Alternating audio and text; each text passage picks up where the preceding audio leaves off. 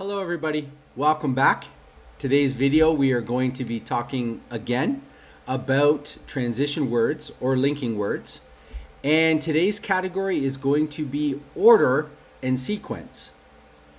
So I just wanted to remind you the reason why linking words are so important, or transition words. Native speakers use these in sentences to bring their sentences together or their two ideas together. So linking words means that they link one statement or one clause or one sentence together with another one. And these categories that I've been talking about in this series are how we can sort of define or fit these words in the same type of category together to make it a little easier to understand. Okay, so let's get started with today's video. Here we go. So I know what you're thinking. How are we going to use linking words or transition words when we're talking about an order or a sequence? Well, actually we do this quite easily and quite naturally. Usually when we're telling a story, we're giving a list to someone, or maybe we're giving instructions to somebody at work or in our casual life. All right? So let's get started with the three easiest ones, which are going to be first, next, and then. See? Not so hard. These ones are really common. So if you were telling a story, so let's pretend maybe you went on a camping trip and you might say to somebody, well, first we had to drive quite far to get to the campsite. Next, we set up our tent and got everything ready. Then we went down to the river and did some fishing to see if we could catch something for dinner. So this is a really easy, common way to use these simple little connectors to keep your story going so that you don't have to stop and make abrupt sentences, which can sometimes make you sound not so fluent, unfortunately.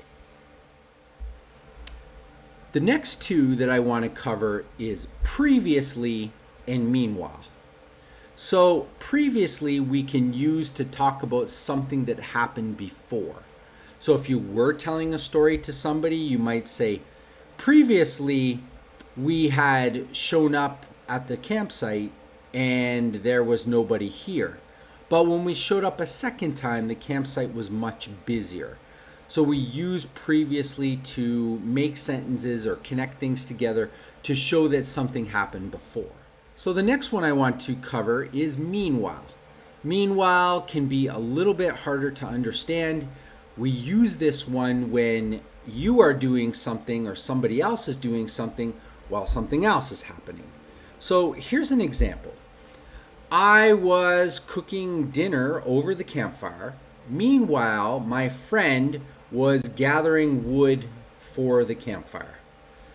One example. So I'm doing something, meanwhile somebody is doing something else. Okay? This one can be quite helpful in the business world. You can be talking to a colleague and telling them that you're doing something while somebody else is doing something else, or you're doing something else. Okay? So the last two words are lastly and finally. You're probably familiar with these ones. You often hear them at ends of stories or when somebody's giving you directions. You know, finally do this. Lastly is more common in a story. Finally is a little bit more common when somebody's giving you instructions. So somebody might say, I need you to do this and I need you to do that. And finally, please do this as well. Okay?